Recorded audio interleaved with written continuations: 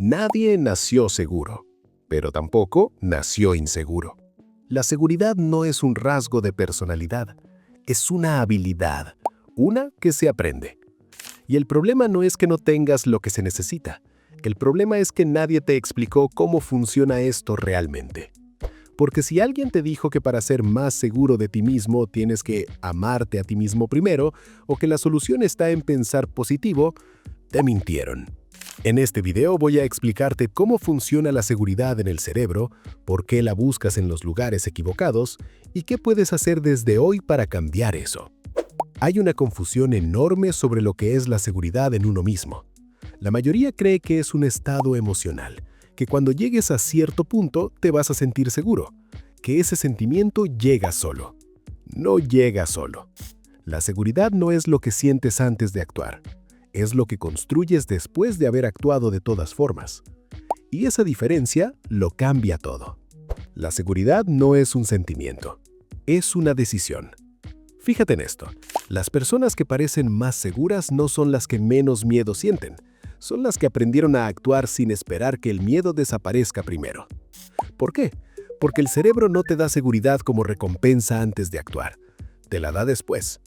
Cuando actúas a pesar de la incomodidad, la corteza prefrontal, la parte racional de tu cerebro, empieza a registrar que sobreviviste, que fue manejable.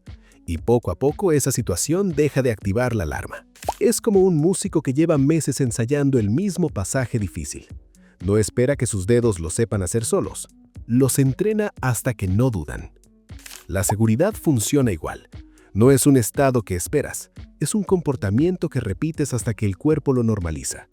Uno de los hábitos más costosos de la inseguridad es la comparación constante.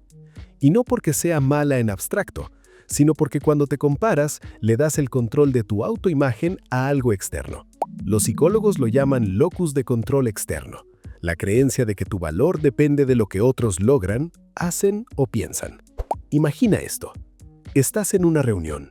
Alguien habla con más fluidez que tú, y de golpe, en vez de escuchar lo que están discutiendo, empiezas a pensar, yo nunca podría hablar así. Ese segundo, tu cerebro salió de la situación real y entró en un tribunal interno que no para de juzgarte. Las personas con alta seguridad no comparan menos, comparan diferente. No con el otro como medida de su valor, sino como información sobre dónde quieren crecer. Y aquí viene algo que te va a liberar. Hay un fenómeno psicológico llamado el efecto de reflector, la sensación de que todos notaron tu error, tu nerviosismo, tu silencio incómodo. Los estudios sobre este efecto muestran algo constante. Sobreestimamos masivamente cuánto nos observan los demás. Cuando sientes que todos se dieron cuenta de lo nervioso que estaba, la realidad es que la mayoría estaba pensando en sus propios problemas. Tú eres el único que lo está repasando en bucle. Este efecto te roba una energía enorme, porque pasas más tiempo gestionando la imagen que percibes que los demás tienen de ti que simplemente siendo tú. Pero esto no es nada comparado con lo que viene en el punto 5, porque hay una causa raíz de la inseguridad que casi nadie identifica. Mira, esa voz que te dice, no eres suficiente, van a pensar que eres un fraude, mejor no digas nada, no nació contigo. La aprendiste. De alguien que te corrigió más veces de las que te afirmó, de un sistema que premiaba no equivocarse, de comparaciones que escuchaste una y otra vez hasta que las internalizaste como verdades. Y el problema no es que esa voz exista, el problema es que la tomaste como tuya. Esa voz es un eco, no una evaluación. Cuando empieces a verla como lo que es, una opinión heredada, no un hecho, algo cambia. No desaparece, pero pierde autoridad. Aquí está la causa raíz. Cada vez que evitas una situación que te genera incomodidad, tu cerebro registra esa huida como confirmación de que la situación era peligrosa. La evitación no te protege del miedo, lo alimenta. Lo que sientes antes de dar una opinión en público, de pedir algo que quieres, de mostrarte como realmente eres, es incomodidad, no peligro. Son cosas distintas, muy distintas. Un navegante que espera vientos perfectos para salir al mar no llega a ningún puerto. El que aprende a ajustar las velas con lo que hay, sí. La única forma de entrenar la seguridad es la exposición gradual, no la preparación infinita. Ahora piensa en esto. ¿Cuántas veces has buscado validación externa antes de tomar una decisión que ya habías tomado en tu cabeza? ¿Tú crees que está bien si hago esto? ¿Te parece una buena idea? Eso no es humildad, es inseguridad buscando permiso. El pensamiento detrás suena así. Primero necesito estar más preparado. Pero no hay un umbral de preparación que active la seguridad. Ese umbral no existe. Y cuando basas tu decisión en la aprobación de otros, también les delegas la responsabilidad del resultado. Las personas que construyen seguridad real consultan para obtener perspectiva, no para obtener permiso. El último punto es el más profundo, y es el que más rápido cambia cómo actúas. Ojo con esto. La seguridad que se ve en público se construye en privado, en las promesas pequeñas que te haces a ti mismo y cumples, sin testigos. Levantarte cuando dijiste que lo harías. Terminar lo que empezaste aunque nadie lo vea. Actuar conforme a lo que dices que valoras incluso cuando nadie está mirando. Cada vez que te haces a ti mismo más confiable, te haces a ti mismo más seguro. Porque la seguridad no viene de creer que eres bueno.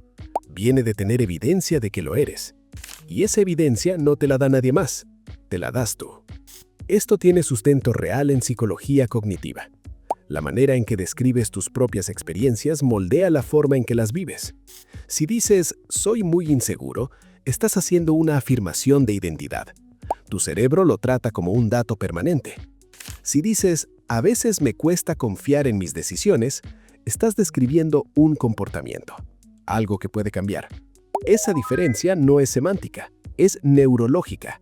Cuando te defines como una identidad fija, actúas en consecuencia. Cuando te describes como alguien que está aprendiendo, el cerebro empieza a buscar evidencia de eso. Cambia la etiqueta, no para engañarte, sino para dejar de limitarte. Y aquí necesito ser honesto contigo. Hay una razón por la que muchas personas prefieren seguir siendo inseguros. La inseguridad tiene una función. Te protege. Si nunca te lanzas del todo, nunca puedes fallar del todo. Si siempre tienes una excusa, es que soy inseguro, nunca tienes que rendir cuentas realmente. Quedarse inseguro es, paradójicamente, más cómodo que arriesgarse a fallar con confianza. Y eso es algo que cuesta ver, porque nadie quiere pensar que su inseguridad también es una zona de confort. Pero si algo de esto resonó, ya lo sabes. La seguridad no llega cuando dejes de tener miedo. Llega cuando dejes de esperar que el miedo se vaya antes de actuar. Se construye en decisiones pequeñas, en incomodidad tolerada, en promesas cumplidas a ti mismo sin testigos. La persona más segura que conocerás nunca dejó de sentir miedo, solo aprendió a moverse mientras lo sentía.